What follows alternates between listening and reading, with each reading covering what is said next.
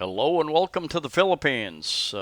Several people have asked me about motorbike rentals in Cebu, and I walked by a place the other day very close to me, ZG Motorbike Rentals, right off of Mango Avenue, very close to the big church, Iglesia Church, I think it's called, very big landmark right on Mango Avenue.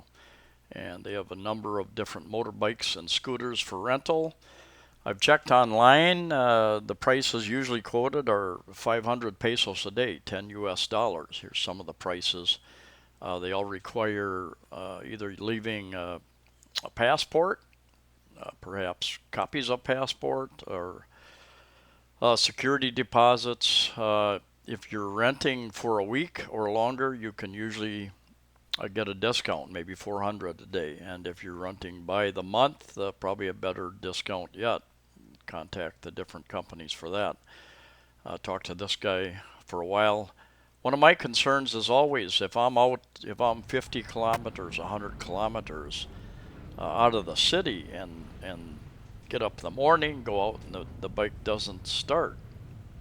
It's nothing that I did to it. It's something to do with the bike, the maintenance, whatever.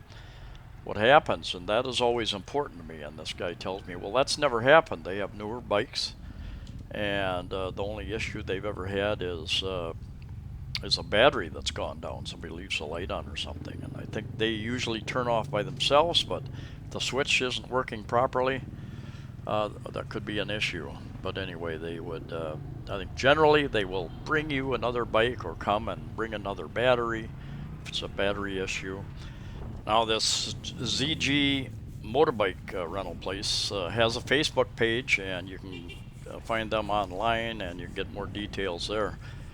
Uh, One thing, the present law here states in the Philippines states that your foreign license is good for 90 days upon arriving, and after that, you're risking, if you want one after 90 days, you're risking getting a citation and all that hassle. I have been told that an international license, if you have an international license, and I know like in the USA you can get them from AAA, I believe, American Automobile Association, and I think they cost probably right around $100. I think 5 6 years ago they were $70, so maybe they've gone up in price. I'm not sure. I know somebody who got one here in the Philippines, and I think they paid a little over 100 US dollars here. Not absolutely positive. I was told by one driving company that they could get international driver's license for Filipinos, but not for foreigners. So maybe it just depends upon the agency, the particular agency that you're dealing with, and their abilities. Not sure. Anyway, another thing to keep in mind is people drive a little differently here. This is Cebu City, Cebu, the Philippines, and there are few enforcers. Some of these people probably don't even have licenses. They grew up riding a bike when they were real early in life, probably. But these bikes do get through traffic. They drive a little crazy. If you're renting a motorbike, if you haven't rented one for quite a long time, suggest you find a street that isn't very populated and practice a little bit. I've rented two. I've rented one on Camotes Island for 3 days, and had a small accident there. It cost me $7,000 to replace the parts that I scraped up.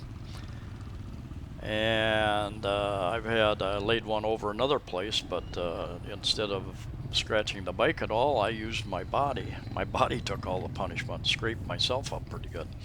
And it was on really, really rough mountain roads. But if you lay it down, if you damage the bike, of course you're expected to pay for those damages. If you are driving anywhere in town, out in the country, I know a guy, I think he was from Finland. He was over on Bohol, rented a motorbike. A couple of kids ran out, kind of ran into the side of him. Nobody got injured, but the neighbors who were watching the kids insisted on calling the police, and he told me, even though nobody got hurt, they ended up, he had to pay 10,000 pesos in order to leave the area. So keep that in mind. Dogs, children, cars, motorbikes. At night, people drive around without their lights. Chickens. Who knows what's going to be on the road? Debris. So there's risk involved. And then in the city, as you can see from this video I took some time ago, don't make any sudden moves because people will pass you on the right or left, and you can check your mirror 1 second and it's clear, the next second it's not. So be very, very careful. Car rental is another option, of course, and all the big cities would have a car rental place. Many of you don't want to drive a car, especially in this traffic, so a car rental with a driver is an option. Easy Ride is one of those companies, and they've got a little booth inside of Ayala for one place. You'll find that many of the hotels will also have connections with the car rental companies and the car rentals with the drivers as well. And they can post, often have rates posted. Tend to be about twice as much as a taxi, but it really depends upon traffic. They give you a flat rate and limit on how many depending upon the type of vehicle that you're going to rent. And you can rent them to the area that you want to go to or by the hour, by several hours.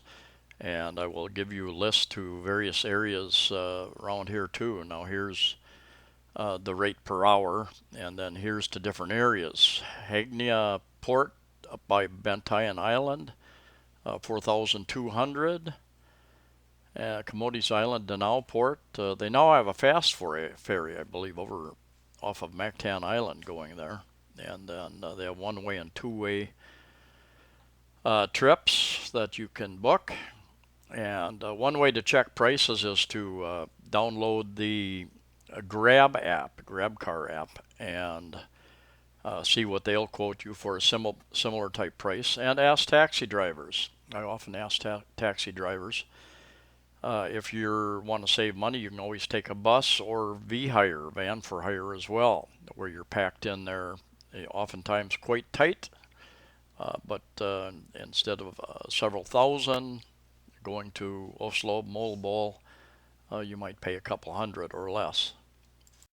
Easy Ride has a car wash as well, and I didn't see this sign out there the other day when I was there, but they had regularly scheduled in the afternoon trips to the Mactan airport.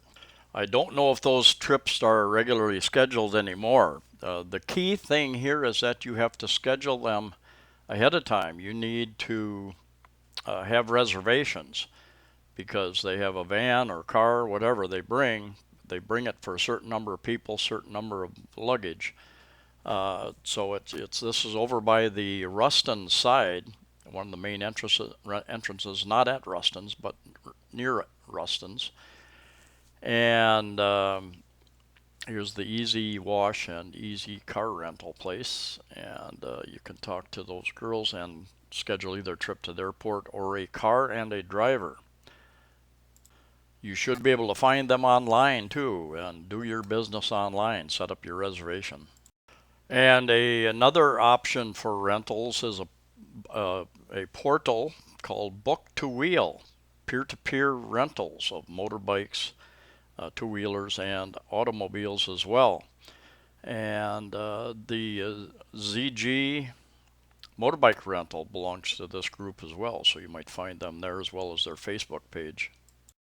And here's a look at their website. I have not used this service. First I had heard of it when the motorbike rental place told me about it. They're a member of that. And anyway, wherever you rent, I strongly suggest you make a real good checklist of the equipment you're renting, scratches, any damage on the sides, back, front. Make sure all the lights and everything are working, and make sure you document that.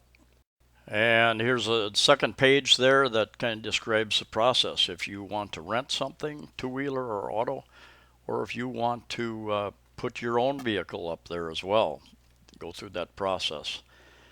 Anyway, those are some options, and try not to do this, even if you try not to do it by accident.